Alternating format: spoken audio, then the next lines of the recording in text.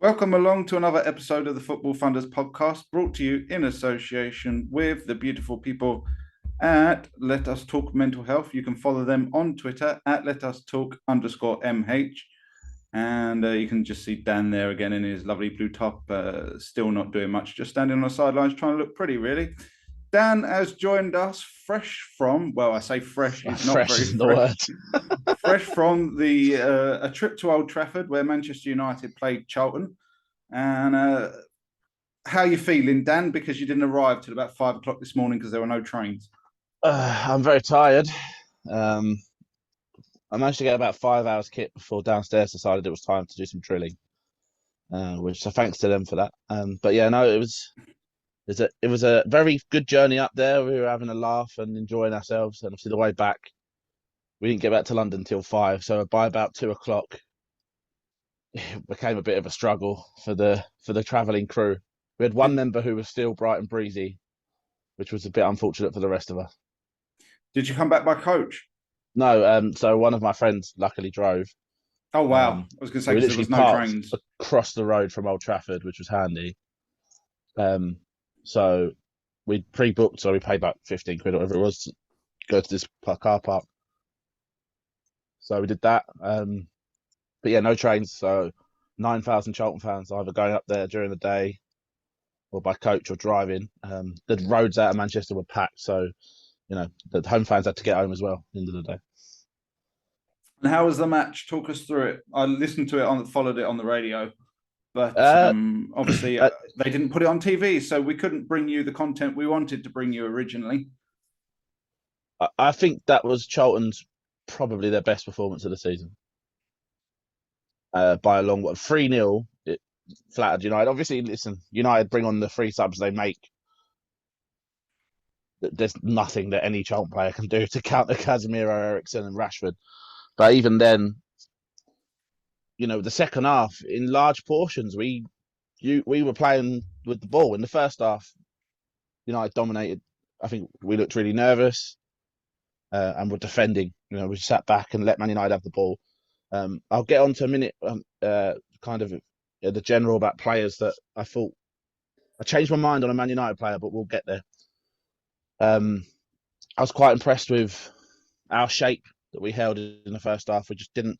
The goal, Anthony's goals. I don't know if you've seen Anthony's goal is a sensational finish. Cuts in on his left and whips one in. We had a few half chances. The ref was appalling for both teams, to be honest. Like, as much as I'd like to sit here and say he was crap for Charlton, he was crap for Man United as well. He missed some quite clear fouls. He kind of let the game run when he shouldn't have, and then stopped the ones he should. Like it didn't make sense. So yeah, no, we played really well. We had a few half chances. Miles Leeburn was terrorising Martinez, uh, obviously physically because Miles Leeburn's huge. George Dobson nutmegged Harry Maguire and Scott McTominay. George Dobson's found his level, whatever Man United's level is, that's George Dobson's. Yeah, I mean, everyone put on a really good show. I'm a bit concerned that some of the youngsters put on a bit too much of a good show, and I don't know if there'll be teams watching from Premier League Championship that all want to like sign the likes of Leeburn and Lucas Ness. It was just a really good performance. Our keeper made some fantastic saves, and obviously we were gunning for an equaliser late on. Rashford scores the second, but I've got to admit, if you haven't seen the goals yet, Ryan, United's second goal is a 60-yard ping from Casemiro that is on the floor. Yeah. He just pinged it through our defence off to Rashford. It's one of those moments where you kick the ball and everyone in the stadium just went, yep. And then the third one, again, we just got countered. We were trying to get a goal. I was so proud that we didn't just go to Man United and just defend. The conversation we were having in the car is, can we at least try, counter them? And we did that a lot. We were unlucky that the final ball wasn't great or couldn't quite get the space for us. But I got a new, I don't know, what's the right word? Seeing Man United players in person, I've changed my mind on some players and haven't on others. So I'll start with Changed Fred. your mind on. I'll start with Fred. Fred's positioning skills are unreal. Every time Man United attacked, Fred opened the gap. Even if he wasn't on the ball, his runs and his positioning is so good. He's crap on the ball. Don't get me wrong. I have to apologise to our viewers. I've ripped a nerve in my back, so there's going to be a lot of fidgeting and moving around as I'm trying to remain comfortable and not scream. So yeah, so Fred, yeah, again on the ball still questions, but off the ball, Fred's movement, especially I don't know if it's something that he does. I don't see Fred a lot. I don't watch United as much as I used to. Fred spent a lot of time playing, almost hovering on the left, right. Playing in between Alanga, who was playing up front, who was god awful. Well, to be fair to Alanga, he's not a striker. So. Yeah, but you're playing League One. And Garnacho on the left. And Fred kept picking up space, which allowed Garnacho to create space to move in. I was really impressed with Anthony. You can tell the class on Anthony straight away. He's just good, isn't he? Yes, there's so much talent there. I think it's still a lot of raw potential at the moment, but there is so much potential there. It's there. Garnacho's the same. The one thing I'd say about Garnacho is he should have had hat-trick in the first half. He missed some chitters because he was skinning. Early on, he was skinning Sean Clare for days, but in the second half, he quieted down a bit because I think we changed the way we played a little. But yes, Fred really impressed me. His spatial awareness, I guess, just really impressive. And the way that he creates movement. Malacia got rinsed by a League One winger time and time again, which is probably concerning for Malacia. Malacia, I don't know if it was just, I don't know. He looked really nervous, especially off the ball. On the ball, he's fine. But off the ball, he looked a bit dodgy. I don't know if that's maybe why Luke Shaw's been given the nod the last kind of month or two. Malacia just doesn't look comfortable defending, especially pace. We've got quick wingers, but I feel against League One wingers, just stand them up. But yeah, that's that. Scott McTominay is awful. I don't know what level he's supposed to be a footballer at, because I know Ryan defends him a lot on this podcast, and I thought I watched the first 20 minutes of Fred and thought, okay, maybe I'll get a new look at Scott McTominay. No, he got bitched by George Dobson and Scott Fraser. I'm sorry, you're just not good. I felt Martinez, you can see how good Martinez was on the ball. I would like him to stay on his feet. He does have legs. He might be small, but if every time someone touches him and he falls to the floor, he's a fanny. Right. Like that, he jumped with Miles Lieberman and the ref would give him a foul every time. And I'd be like, well, one's 5'7" and the other's 6'3". So yeah, he's a big unit, to be fair, Miles. Like, what do you want Lieberman to do? Like, just not jump with him. But yeah, no, Malacia was not great. Dallo obviously got injured. Wan-Bissaka got abused by some Charlton fans. I'll admit that. Yes, it came through very clearly on the radio. There was a few songs about his footballing origins, shall we say? But obviously, for anybody who's listening, he came from Crystal Palace, and Crystal Palace and Charlton aren't great friends. We reminded him. Yes, but we'll just point out the hypocrisy from Charlton Athletic fans just on this one occasion that they've got. Yeah, I know what you're going to say, and I don't agree. They've got a Crystal Palace player in their squad right now called Ragsaki. But what shirt does he wear? Yeah, exactly. He's in a Charlton shirt, so it's okay as long as you're in a Charlton shirt. But if you're not in a Charlton shirt, you get abuse. Indeed. And as the Charlton fan saying, Ragsaki is a red, he hates Palace. So therefore, he hates Palace. It's the same delusion that makes Charlton fans think that Ruud van Nistelrooy is a Charlton fan. No, it's not. That one's bollocks. It's just that Ragsaki plays for Charlton. Puts on a red shirt. I'm happy to admit the other one's bollocks. I must admit, listening to it, it sounded for the first about 15 minutes like Charlton were really under pressure. Oh, we were getting togged. Yeah. But for some reason, I don't know if it was just you withdrew your wingers a little bit and closed the space, because I was listening and Harry Maguire, by all accounts, was pinging balls left to right into the wingers, and you were getting rinsed. Sitting really narrow and trying to.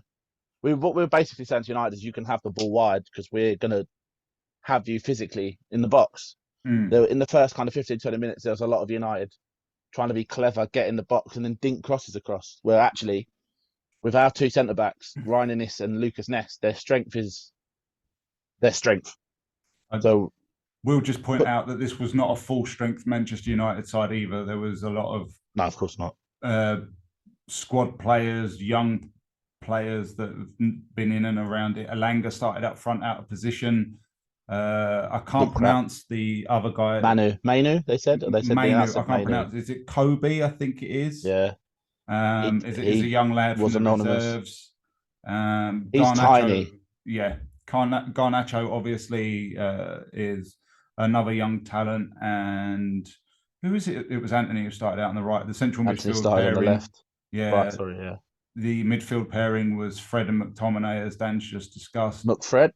And the back four, I think, was Dalot, Malacia, Martinez, Maguire. And Tom Heaton started in goal. That tells you how understrength this Manchester United side was. Tom Heaton's about 35 and is our emergency backup goalkeeper. The game completely changed, obviously, when you brought on Eriksen, Casemiro and Rashford, because the counter-attack, the way that United counter-attacked was quite slow at first. It seemed to be like, we'll get the ball out to Anthony and then we'll try and play off Anthony. Yeah. Which obviously we were clocked onto. So our right back Sean Clare was attached to Anthony's arse. Or your left back. Left back. So Seth was attached to his arse and we were putting Dobson over. Dobson was sensational again. So he won't be at Charlton very long. He's so good. And he nutmegged to Maguire and Scott McTominay. Yeah. So that was the plan. And when he came off, obviously, Casemiro doesn't run, doesn't need to. But just whenever Casemiro gets the ball, you can see all the United players just go, "We're off, see you later." Yes, he's gonna find you. It doesn't matter where he hit one. Like he got the ball in the corner flag, and we pressed him, and he hit this ping across to Malacia. He wasn't even looking. Yeah, it just flew straight to his feet, and I was like, "Okay."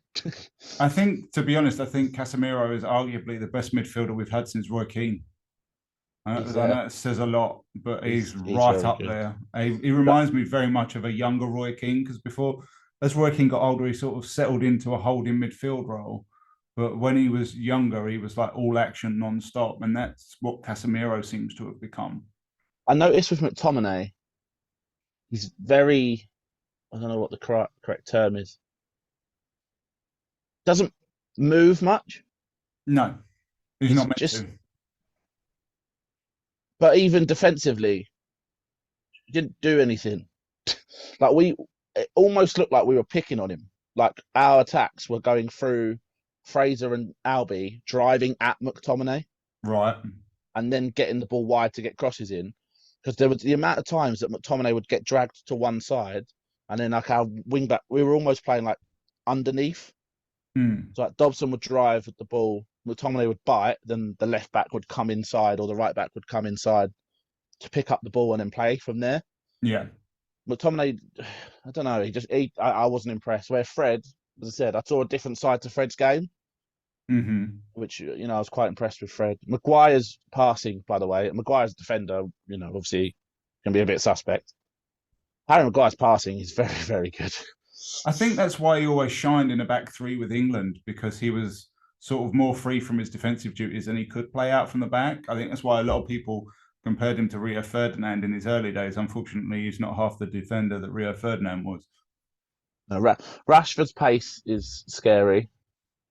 But yeah, Anthony was the one when you got the ball. Like a lot of the team that started the game, you could see, as you said, they were backups and didn't have that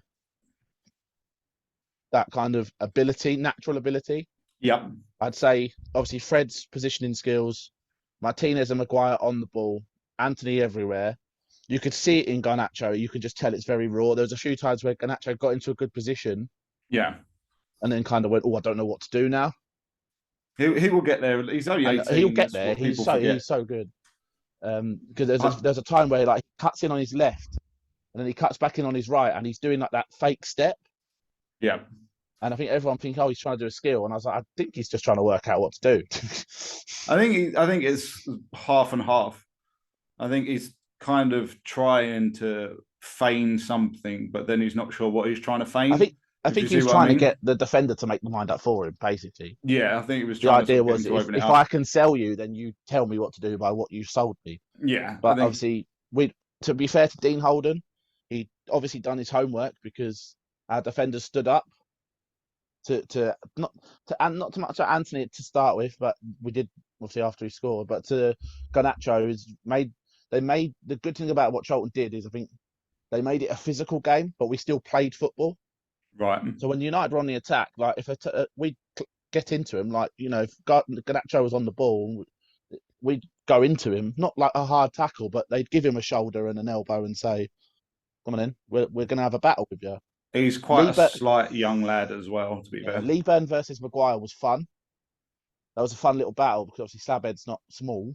Mm-hmm. And then we brought on Jaden Stockley and a waste of time. But yeah, no, very really proud of the club. I'm really happy for Dean Holden because he's a Man United season ticket holder. And he lost his mum and his daughter in the last few years. Oh, blimey. So I think it was quite a nice family day for him. Obviously his dad, and I think one of his siblings has a season ticket there. He had like 30 family members there. He took a picture of his mum in the changing room with him. So it was probably a very nice day for him. And we're seeing Dean Holden's style of play and the difference between him and Ben Garner shine through already. I don't think and the big thing for me, and this might sound silly, the players and him, they came out and were like, we're disappointed to lose. I think a month ago under Ben Garner, we didn't get smashed. Yeah. I think that's a very key difference how we were doing things. That Dean Holden came out and said, we played football, we tried. We're proud of it, rather than coming out and saying, well, I'm not, where Ben Garner was doing that these players aren't good enough, blah, blah, blah. Well, I think Dean Holden was saying, come on. I think it's more a case of now you're playing football within your players' abilities. Precisely. Whereas Ben Garner was trying to play. It's like Ben Garner was trying to play Man United football. That's what he was trying to do.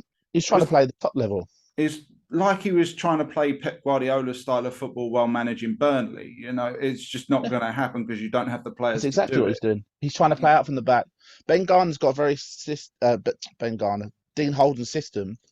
And the one thing that I was shocked with was that we sticked with a 4-2-3-1. I was convinced we'd go 5 at the back because you play Man United. He stuck to his 4-2-3-1, and as I said, it worked because he's allowed Scott Fraser to have this role. To basically says to Fraser, Dobbo's behind you, do what you please, just track back. Basically, when we're going forward, do what you want, but when we're defending, you join in. And it's worked so well for Scott Fraser because he looks a complete different player. And even yesterday, picking up the ball, driving at United, a month ago he wouldn't have done that. I don't think there's a point in playing 3 at the back against Manchester United, because whether it's Martial or whether it's someone playing out of position, there isn't a genuine centre forward that's going to stay up there at Manchester United and put pressure on your defence. So I don't think you really needed to go to 3 at the back, because who were they going to mark? Well, I think the idea of the 3, isn't it, that it's supposed so that you can double up on the inside forwards. That's the idea of the 3 at the back. But we didn't do it, which was really good. And as I just said, great. I said on Facebook, it was a great day for fans of a club that is in a dark patch. And I think it shows people what the club can be from a fan base wise. Basically our average home attendance is about 12,000 and we took just under 10. Yes, it was very impressive. And by the sound of it, I hadn't heard the sound of it on the radio. You could hear us quite clearly. Yes. And particularly a song about Mason Greenwood. Yes, we're not going to go into that one. We won't, but there was a few. Mason Greenwood's got a few. We did give a rendition of Ooh Ah Cantona, if that helps. Yeah. I heard on the radio that Facundo Palestri came on and had quite a good cameo. Yeah, but he came on with about 10 minutes left. Obviously, our players are knackered because that pitch is massive. Yeah, it's enormous at Old Trafford. And he's rapid. And I think you could see him come on, and I looked at Sean Clare, whose head just went, oh, for fuck's sake. I've just spent 80 minutes chasing Garnacho. Do you really have to bring him on? Well, to be fair to Facundo Palestri, he hasn't had much of a look in yet. That was actually his debut, and he's been with us for about 2 years. He got a welcome though, because again Casemiro just pinged one down the line, and he's 1-on-1 with our young centre back Lucas Ness. Lucas Ness is he's a bit of like a 90 centre back. He's a big guy, just wants to smash people. Yeah, he's like Ryan Innes but with ability, and sorry, it's just true. And Palestri was gone, and you could see like Palestri was getting excited when he got this ball. And all of a sudden, you just see his body just come screaming across him. Got the ball, but Palestri just went flying. All the Man United fans went, "Oh!" All the Charlton fans went, "Yeah, I can have him." It was one of those moments. And to be fair, Man United fans were really, what's the word? Respectful, and said really nice things about the team, which is, that's all we wanted. Do you know what I mean? Like, yeah. The result was. Don't disgrace yourself. Yeah, I said to Josh before we got there, my brother, he's been on the podcast, so people know who he is. He's just, if we go up and put a good account of ourselves, that's all I'm after. And as I said, we conceded 2 goals in injury time in 4 minutes. Yeah, I don't really see that as a negative. I actually see that as well done, because even though Man United fans were saying, "Oh, but you've played our backups," so yeah, your backups are still much better than our first team. So I was proud. We got nice mentions from the Man United fans were really nice about our fans. I didn't see any problems, so I was concerned that there'll be a few. When you take in 10,000 fans, I thought maybe there would be 1 or 2 knobheads, but I think by all accounts, Charlton are quite a well-behaved bunch, to be fair. Yeah, but that's the problem. When you take in 10,000, you've got 1 or 2 that might not be, Charlton per se. Sorry, I am still here, ladies and gentlemen. I do apologise, but I'm absolutely screwed. I cannot sit down properly. I probably shouldn't have recorded. Age has got to him. It's not actually age. I've just trapped a nerve in between the discs in my back, and I can't move. He's an old man. Yes, I know. I've lost all my hair this year as well. It's terrible. Jesus Christ, this looks awful. How can I adjust this? And also, on a different note, on a transfer note, it sounds like Charlton may have made their first signing last night. So we're going to get into that in a minute. We're going to talk some transfers in a little bit. Excuse me, I apologise. This is not a fun stream today. It's feeling all right this morning as well. So, apart from the journey back and the time, why didn't you stay? Could you not get a hotel up there? So we did, but my friend that was driving us works in a school, so he had to get home. Right. So you just and obviously trains were too expensive. It was like £100 to come home today. Right. Obviously after Christmas and stuff, I just couldn't afford it. So we decided we'll go home. So we went home we left Old Trafford about 11. We got home at 5 because there was an accident on the M25 at 3:30 in the morning, which is impressive. There's no bugger on the road. So how you manage Lovely. that? I don't know. But we did get a speech about a philosophy degree at 3:00 this morning, which was from who? One of my friends I think he was trying to keep everyone awake. Right. Started talking about his philosophy degree, and I put everyone to sleep instead. I was just sitting there going, yeah. Although we had this debate about, it's football related, about what's your favourite football stadium? Because we were saying that Old Trafford, the atmosphere around Old Trafford, it's really bizarre because you know the history of the place, but you don't feel it. When you go to like Anfield, as soon as you see Anfield, you feel it. Right. It's weird to explain, or Wembley. Man United feels dead. The area just feels dead. I think it's the corporate side and all that. It just doesn't feel, it feels like it's a football stadium. That's it. Yeah. And it's rusty. It needs to be re-looked at. But we're having a discussion about best football grounds, worst football grounds. And I said, what's your favourite football ground you've been to? And been like, this is impressive. And it turned into a half-hour rant about whether if you go to a football ground and say it's impressive, you can say that without fans being in it or not. Right. And then the argument, so I said, I'm just talking about the visual. You walk to Wembley, you see the arch, you go, oh, wow, that's cool. You know what I mean? Or whatever. Yeah. My friend, Rob, he said, that doesn't count. That's a bit like going up to a woman, seeing her silhouette, and saying you'd shag it. Oh no! And this was about midnight, and we're in a car somewhere outside Manchester. Oh dear! This all came because I went, I don't think that stadium's that good. But to it be just honest, feels weird. It's very, very old now. But just even like the outside, it just don't feel like you're going to a football game. It just feels like you're on a tour somewhere. Right. It's just a bizarre feeling. I just don't. And obviously, I would say like Man United's fans were quiet, but it's a cup game against a League One side, so I'm not going to judge their atmosphere off that. But it was very. It's just bizarre. I don't know. I think the thing is also there's a lot of touristy type fans also when it comes to Manchester United and a lot of other clubs. So while there is a large section of home support that's from that area, well, in and around Manchester, a lot of people go there because they're essentially tourists. So they go for the experience of watching Man United. So they're not going to create the same noise that a Liverpool have, for example, which is a slightly smaller ground filled with a lot of local people. So I would say the one thing that made me laugh, probably more than I should have, we got to the services at Knutsford, which if anyone's watched any Rod Gilbert, it's a very famous service station. And the amount of United fans that were in these services, and we were like, oh, they're going home too. Yeah. See you in London. Oh dear. But well worth the trip.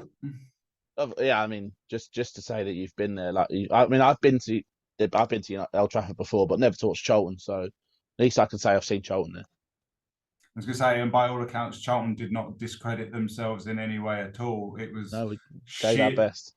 Sheer changes in the last 15 minutes that made the scoreline look a lot more impressive than it was. Yeah, we went for it and it backfired, but I don't blame them for it.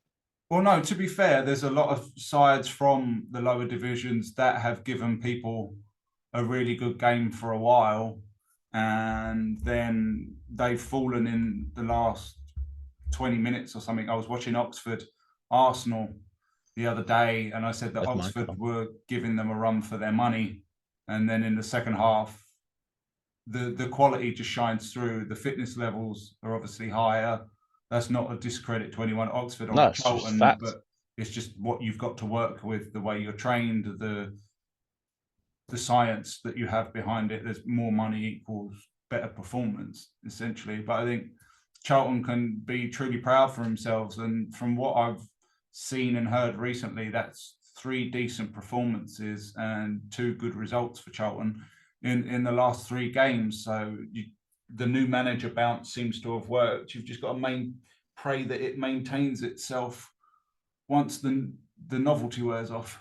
Yeah, we got some games against some good sides now. I think we got Peterborough, Barnsley, and Ipswich all coming. So they're like all top 10 sides. So it's one of those interesting things that you're in January. I think we're 8 points off the playoffs, 7 off relegation. It's not possible to say that we can make the playoffs. It's more than possible. We've seen sides do it before in League One. But I'd just like us to finish positively. And then it sounds like we'll have new owners soon. The Wigan Warriors rugby chairman, is leading a consortium from America, apparently. Yes, I've heard about this last night because I must admit, I was listening on TalkSport. They enough let Thomas Sandgaard have it on TalkSport. Good. They were not complimentary about him at all, but they did announce that apparently Charlton have entered into a period of exclusivity they did say a name, but apparently a new company has been set up so that they can take over Charlton, and they're doing their due diligence at the moment. So so it's an American-based consortium, but we don't know who the actual backer is. Right. And the face of it is the man who owns Wigan Warriors rugby team.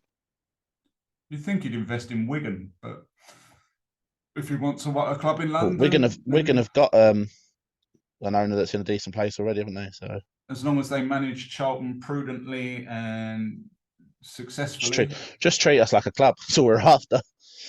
Well, let's just hope that they buy the ground and the training ground, the Valley and the training ground, so that way Charlton can actually feel like a club. I think that's not going to happen, because of the price. Having been to Charlton myself, I know that it's a fantastic community. Obviously, you work in the community side of Charlton Athletic, and it's a club that deserves to be whole. And at the moment, I think that's the one feeling that I get from Charlton, is it's just not whole at the moment. Yeah, I think we're a fan base that if we feel you're giving us everything, we'll give you everything. Yeah, I think we've proved that under Bowyer and under Jacko and under Powell, if you show us that you care, we'll care with you. And I almost feel at times Ben Garner thought he was too. Don't want to sound harsh, because as we said before, he wasn't backed, but I did feel like there was times where he thought he was too good. Had a bit of a complex, and I think where Dean Holden come in and just kind of said, like, Dean Holden's been very open and honest, which is all you can ask for, really. Where Ben Garner tried to play the card of like corporate and then changed his mind and went to the extreme where he slagged everyone off.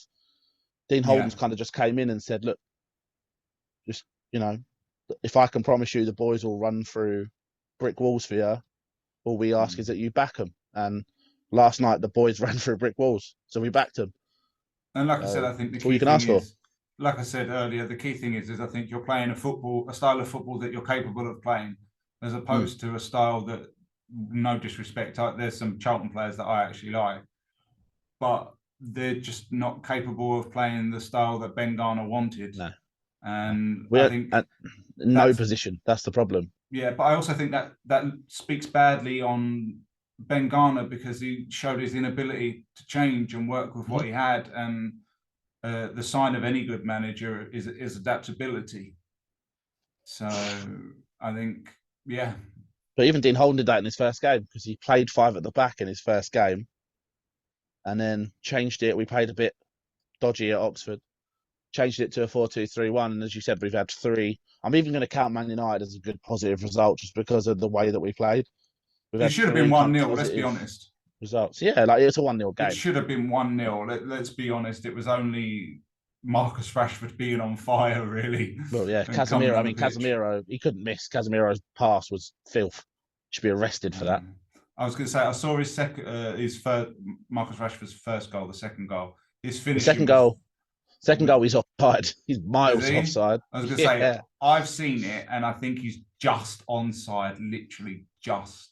I think there is I can't remember who it is that's in the picture, but there is somebody who is offside, but it's not Rashford. But the first. Oh, okay. Maybe I've seen the wrong picture. Rashford's first goal. Yeah, that's the one from Casemiro. An excellent finish, because I think there was like 2 defenders on the floor. The goalkeeper was in front of him, and he still managed to squeeze it home. Your goalkeeper, by the way, made some fantastic saves. He's very good. Some real top class saves. And he's not even your first choice goalkeeper. I think he might be now. I think he's got his chance. So we sent him on loan at the beginning of the year to Gillingham, and he broke his shoulder. Ooh. I think he played like 1 game for them, came back, got fit. Luckily came back, got fit as Wallacott got injured. Taking his chance, and I think he's 22. But I was listening to a podcast with Rob Elliott, the former Charlton keeper, Newcastle keeper, people might know. He trained with us at the beginning of last season. To get fit before because obviously he lives up in Newcastle, but he came down to us to see his parents and got fit and trained with us a while, because he now plays for Gateshead in the conference. Oh wow, is he still playing? Okay, must be. Yeah, well, just because he lives up there, so no, he's about 35. So he said, this is in a Ben Foster's podcast. This was last year, so before Maynard Brewer was even near our first team, he was out on loan in Scotland. He said, "There's a kid at Charlton." He said, "I'm telling you right now, he'll play in the Premier League one day." He said he's so good. Rob Elliott was saying, like, I've seen keepers in the Premier League that have less instincts than him that I've trained with on a daily basis. He said, I spent 3 months with Maynard Brewer, and he said he's going to be sensational. And all the Charlton fans thought, well, he's a kid, so we won't put pressure on him. He's 22. But we've seen, last night he was fantastic. None of the goals are his fault. I think we've talked openly on this podcast previously with that Charlton have got some good young players in Miles Lee-Burn, Deji Eluere. Obviously, we're big fans of having seen him. Lucas Ness. We've got a team again. We seem to be going through that another generation. And Lucas Ness broke in. Your goalkeeper seems to be another one. So if Charlton can keep those 3 or 4 players together and build a side around them with some experience, then new owners, hopefully better times ahead for Charlton. There's a team there to be built. I think 6 of the team that played yesterday are Charlton Academy players, which is also fantastic.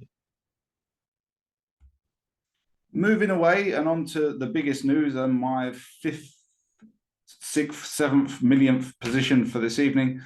I'm back up, I'm down, honestly. News came through yesterday that Gareth Bale has decided to call it a day and retire from the wonderful game of football. A lot of pundits... He's German now, apparently. A lot of pundits give him praise, and there's this there's this saying going around that he's the best British player ever. What do you reckon, Dan? I mean, his stats are pretty impressive. He did very well for Real Madrid, very well for Tottenham. Los Angeles we'll not really talk about because that was just to get him fit for Wales. He's Wales' most capped player, top goal scorer. Who's second, by the way? Who? Oh, Chris Gunter. Yeah, we had this conversation the other day. He's played 664 matches, scoring 226 goals. Should he have scored a few more goals, perhaps? He scored some stunning goals, but should he have scored a few more given his talent? See, I'd say no, because I think people forget that he spent his time at Southampton and the beginning at Spurs as a left back.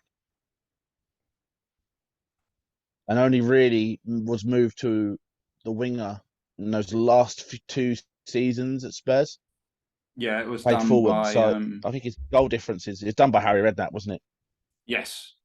So I'm not. So I think he's. I think he's. So I sit in this weird boat with Gareth Bale. I think he was underrated by his time in Madrid. Right. He was underrated. Yes, I feel like he didn't get the respect he should have at Madrid. He's got 4 Champions Leagues, I think. Yeah, one of them don't really count. He didn't do anything, but the other 3 he played a good part in. One he just sat there for. At least the other 3 he joined in with. But I think he's a very talented player. I'd like to have seen him if he could stay consistently fit. We could be having a chat about being the best British player, but I'm not even sure he's the best Welshman. No, who would you say the best Welshman was?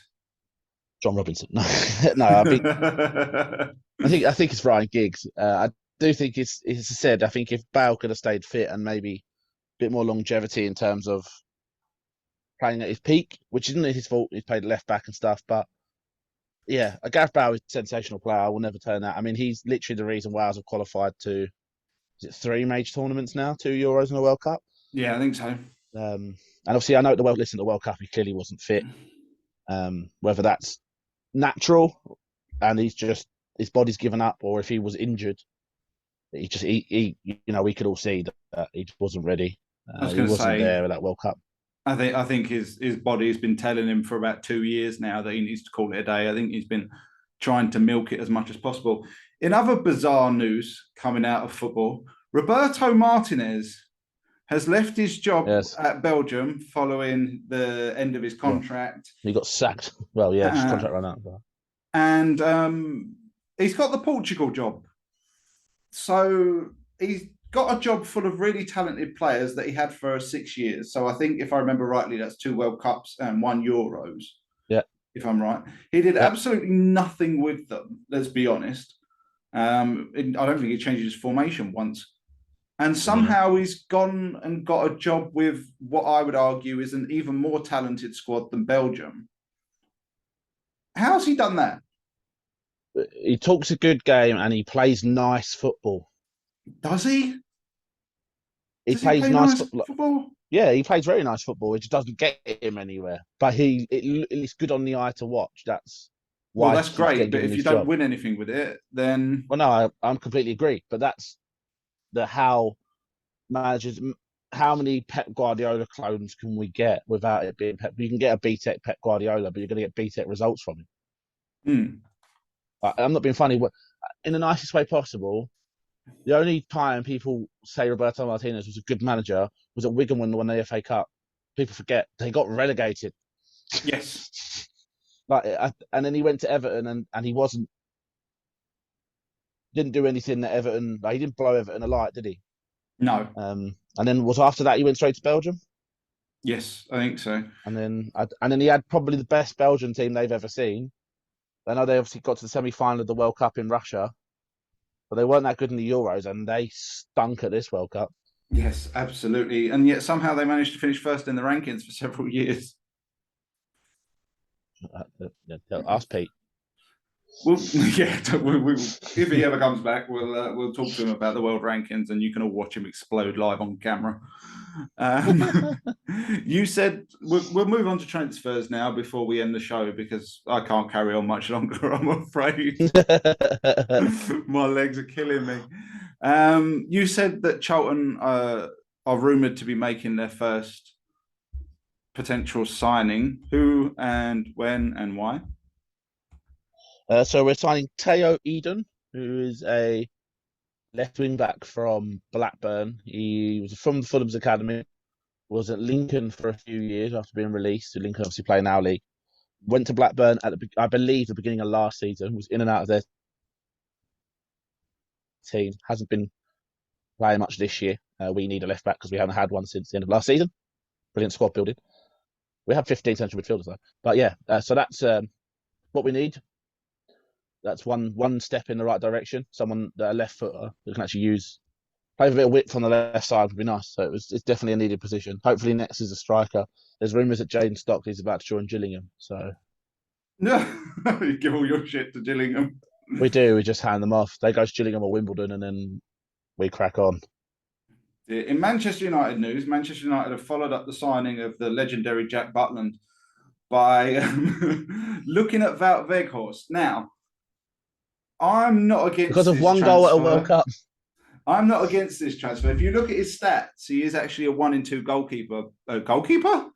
1 in 2 striker, bar his spell at Burnley. Sorry, I'm going to have to take my top off. Bear with me. Played in Holland. I'm not happy with this transfer. No, I think it's a decent backup option. I think he's cack. I don't think people are talking about this like it's some major signing. I'm a bit confused because it's not. It's Wout Weghorst. He's a decent signing. He's a Dutch international, but he's not going to be starting. He's a bench option. This transfer doesn't happen if he doesn't score against Argentina. I'm telling you right now. You could probably very well be right, but I think he's got. Was it 8 in 16 for Besiktas this season? Turkey. Besiktas. Sorry. I'd argue it's a decent option for a short-term Premier League reject FC. Dele Alli, Nathan Redmond, Rob Weghorst. Quick note on Dele Alli. Actually, Besiktas have asked to terminate the loan deal, and Everton said no. That proves how good Dele Alli is. Another one that's come through is João Felix going to potentially Chelsea for up to £11 million loan fee. Again, I apologise to our viewers for me looking like I'm doing exercises while doing a podcast.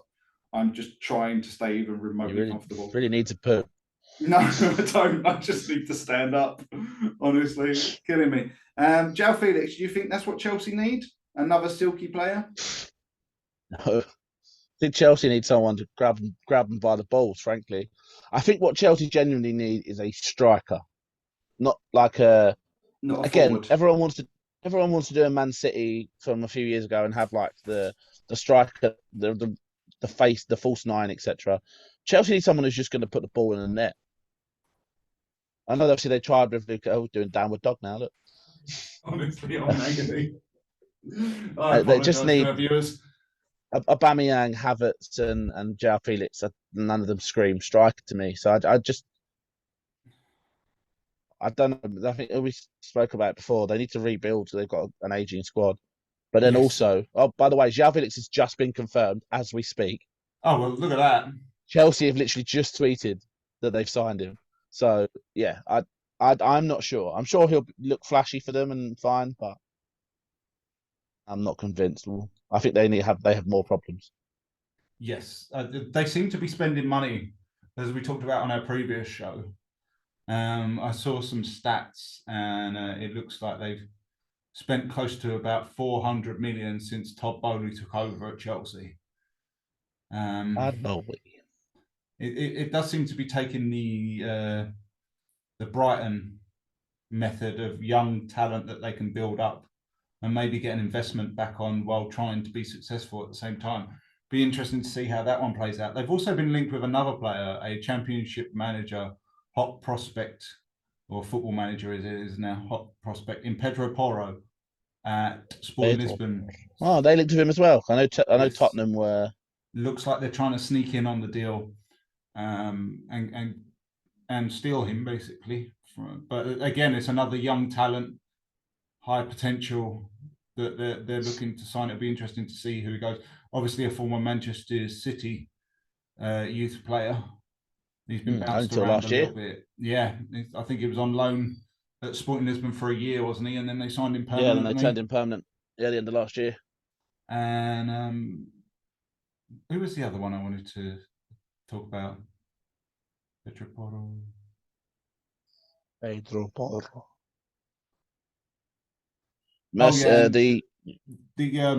From our last show, you were talking about Chelsea had signed someone else as we were talking. It was Andre Santos. Another FM wonder kid. So it does seem next they sign Andre Skulerup. I'm gonna be. Is this the young winger that I sent over to you that you knew about? Yes. I think we'll have to bring back the scout report for FM23. Yeah, because we've got FM23 now. I found a few. Definitely, I'll load up my Tottenham save. We'll have to bring that back in and see how that does. Especially now we're in a visual format. We can actually post them up and have a proper look. So, anything else you want to cover before we go? Because I'm in agony now. No, I'll let you go and reposition. Thank you very much. And again, I really do apologize to our viewers and our listeners. Hopefully by the end of the month, when I've had some injections, I will be able to sit up straight and you won't have to view this monstrosity. So once again, a quick shout out to our associates at Let Us Talk Mental Health. Any games coming up, Dan?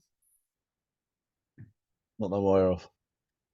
Dear, see, this is the level of assistant manager you get. And the next game I'm generally aware of is in October. Yeah, I think Let Us Talk need a new assistant manager, ladies and gentlemen. This is just subpar. This is Ralph Rangnick levels of management. I go off what I'm told. And then what I've been told is about the next game is a cup game in October. I'm sure we'll play since before then. But... And also, best of luck to our man behind the scenes, Jamie Leggett, who is getting married is it this weekend? No, it's February. Is it February? Something. But yeah, he's got a few weeks before he gets married. And hopefully, fingers crossed, we're working on having him on the show pretty soon. So until then, ladies and gentlemen, once again, I apologize for our terrible visual content this week. It's completely my fault, but this is old age for you. No hair, bad back. Until next time, say goodbye, Dan. Goodbye, Dan. See you later.